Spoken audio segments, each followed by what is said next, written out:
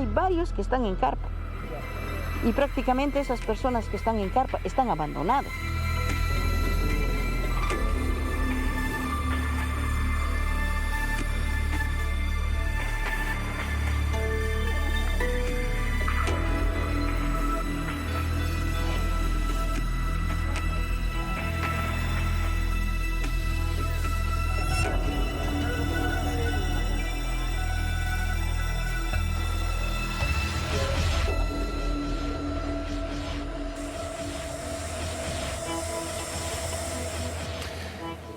Colapso sanitario en Perú. La Defensoría reportó que no queda ninguna cama de cuidados intensivos en Lima, que es la capital, y Callao.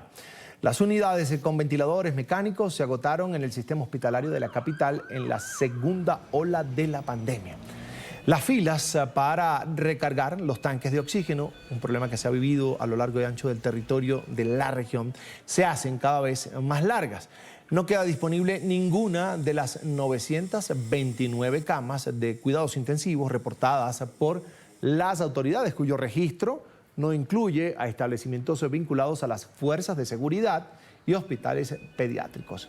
Este sábado el Ministerio de Salud notificó 3.393 nuevos contagios y 181 muertes por esta enfermedad. El total de fallecidos a causa del COVID-19 es de 39.608, mientras que el número total de contagios llegó a 1.093.938. Ya la gente está infectada, ya las camas UCI ya no hay, pronto ya no va a haber hospitalización, nuevamente vamos a ver gente muriendo en las calles. No, ahorita está, y lo de la vacuna, bueno hermano, no tenemos esperanza para la vacuna, no hay cuándo va a llegar. Nuestra primera invitada de hoy es Alicia Abanto, adjunta para la Administración Estatal de la Defensoría del Pueblo de Perú. Ahí está en pantalla. Bienvenida, buena tarde, gracias por atendernos. Un cordial saludo, Carlos. Es un gusto hablar contigo. Bienvenida. Hablemos primero de cuál es la situación real de la red hospitalaria en Perú. Hablo de la estructura que hay para atender la pandemia de COVID-19. ¿Solo hay complicaciones hasta ahora en Lima y Callao o la situación es más complicada? La situación es más complicada porque en general el Perú es un país con muy pocas camas UCI para la cantidad de casos que tiene el país. Y por eso es que la segunda ola está afectando gravemente, empezando por la ciudad capital, que el día de ayer ya se quedó sin ninguna cama UCI. Y esto está dejando en una grave situación a muchas familias cuyos pacientes están en listas de espera. Las listas de espera para acceder a las camas UCI se han incrementado en los últimos 15 días. Y además esta problemática también afecta a diversas regiones. Tenemos en este momento aproximadamente la mitad de las regiones, 13 regiones en el interior del país, también tienen menos de 3 camas UCI.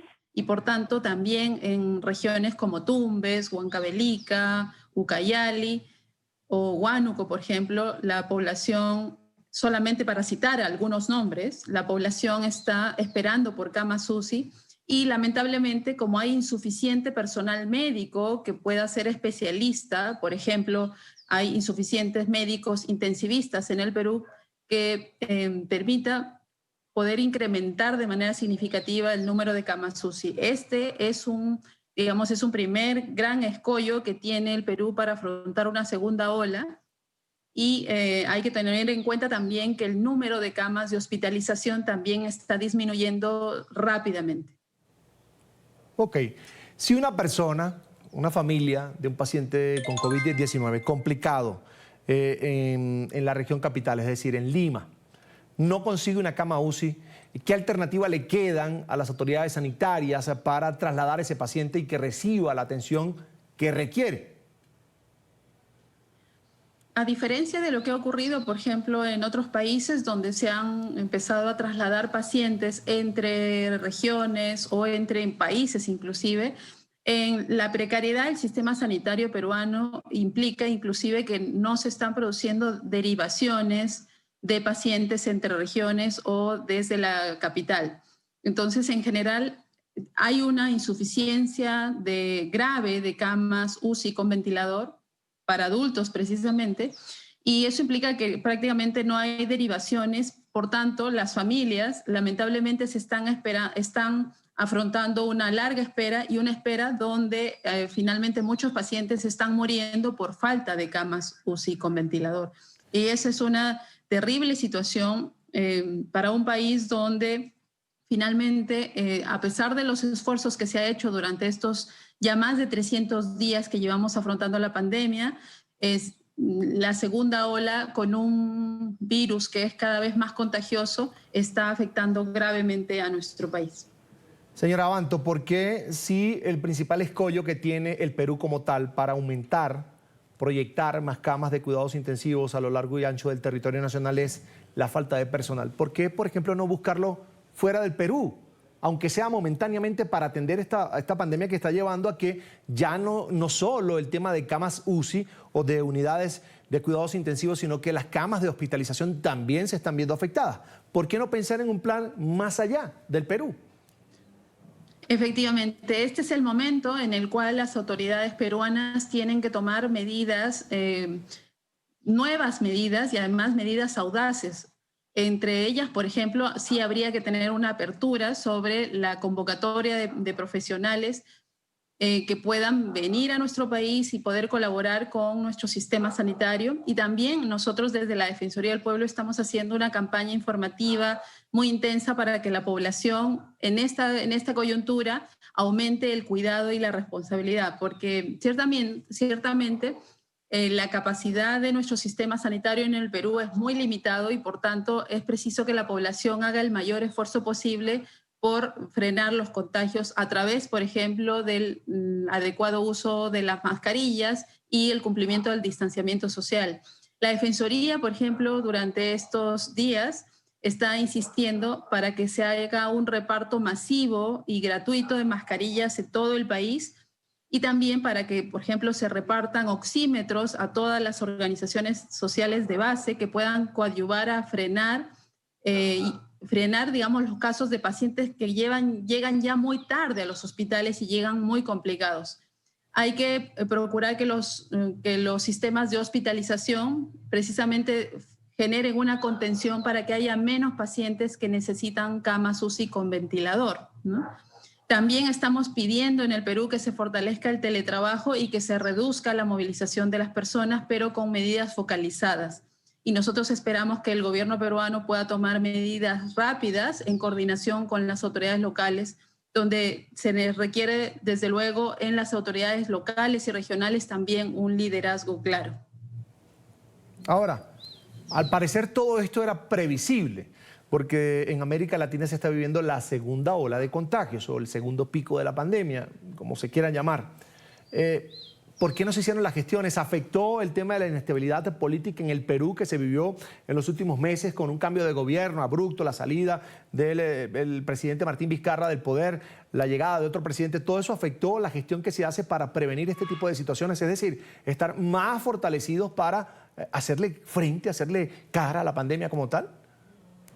Desde luego, las crisis permanentes que han habido entre el Poder Legislativo y el Poder Ejecutivo en el Perú han sido un problema importante para el país, y desde luego han generado una serie de inconvenientes para que en los 3 niveles de gobierno se pueda priorizar la lucha contra la pandemia y, desde luego, concentrarse en el fortalecimiento del sistema sanitario, y también concentrarse en prioridades como, por ejemplo, agilizar el inicio de la vacunación, ¿no? En nuestro país también todavía está pendiente el inicio de este importante proceso que será lograr vacunar a la mayor parte de la población, y sobre este punto también ha habido una demora, producto precisamente de varios factores, entre ellos esta crisis permanente que ha habido durante el año pasado entre los 2 poderes del Estado.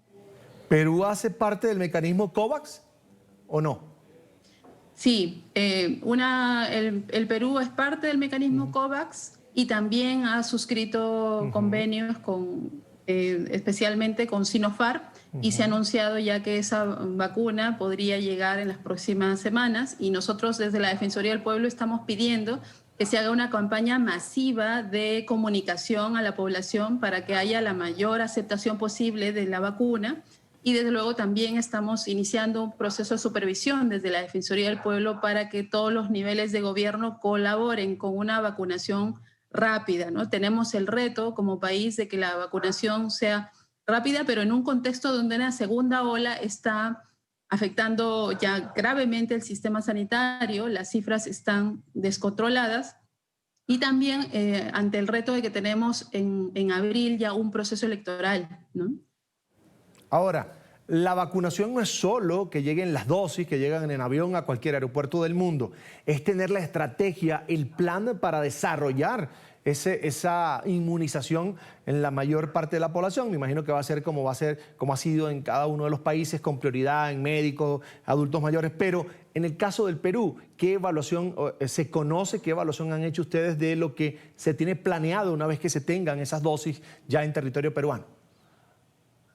Claro, la Defensoría del Pueblo en verdad ha hecho también una supervisión hace como 3 meses de un proceso de vacunación ordinario, ¿no? Y hemos encontrado algunas debilidades de coordinación y de información, sobre todo en relación a cómo las personas puedan ser informadas de dónde tienen que vacunarse, en qué momento tienen que ir a la vacunación. Y nosotros ya hemos tenido una aproximación al Ministerio de Salud para hacerle llegar nuestras recomendaciones. Uno de los principales retos del proceso de vacunación precisamente va a ser la parte de coordinación entre el gobierno nacional y los gobiernos regionales.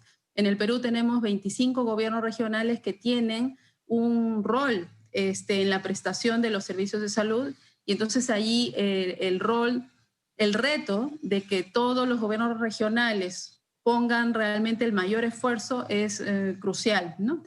Además, hay que tener en cuenta que en el Perú los servicios de salud están, tenemos un sistema de salud que está fraccionado, ¿no? Ese es uno de los puntos débiles en nuestro país porque tenemos prácticamente servicios que se brindan por el Ministerio de Salud, por otra entidad que se llama eSalud, también por 25 gobiernos regionales y los servicios de salud que brindan las Fuerzas Armadas y la Policía Nacional. Entonces, el reto de coordinación en el Perú es muy grande porque nos enfrentamos a un sistema de salud fraccionado, ¿no? Entonces, por otro lado, las encuestas en el Perú señalan que hay un importante porcentaje de la población, 48% según la última encuesta de personas tienen dudas sobre la vacunación.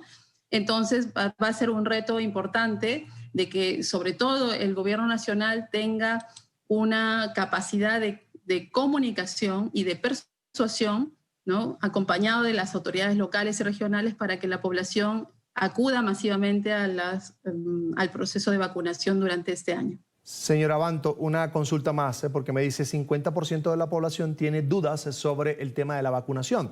Me imagino que si tienen el dato de ese 50%, tienen el por qué. ¿Qué responde la gente cuando dice, tengo dudas? ¿Por qué? ¿Por reacciones? ¿Por lo que se ha visto en otros países? ¿Por qué? Claro, entre las incertidumbres que tiene la población son el hecho, por ejemplo, de que se percibe como que la rapidez de la elaboración de las vacunas podría generar, algún riesgo, o también sobre la procedencia de las vacunas. Como se sabe, en el Perú ha optado por comprar, en principio, las primeras vacunas que van a llegar van a ser las vacunas de Sinopharm, elaborada en China. Entonces, es un tema que ahí hay que trabajar, en términos comunicacionales para que la población pueda confiar también en este producto. Y, por otro lado, paralelamente al trabajo de comunicación sobre la vacuna, también se requiere, en verdad, un proceso importante de información para que la población se alinea a las medidas focalizadas y restrictivas que va a imponerse en la segunda ola. Desde luego, la segunda ola, para afrontarla, requiere medidas que tienen que ser tomadas de manera urgente, porque como ya lo hemos anunciado el día de hoy, en la capital se ha quedado sin camas UCI, ¿no? Eso implica que en los próximos días ya el gobierno debería tomar nuevas medidas y eso implica también otro reto comunicacional. Bien, quiero agradecer a Alicia Abanto, es adjunta para la Administración Estatal de la Defensoría del Pueblo de Perú, a quien le agradezco muchísimo que haya apartado unos minutos de su tiempo para compartir con nosotros hoy domingo aquí en la tarde fin de semana. Fue un gusto. Igualmente, gracias.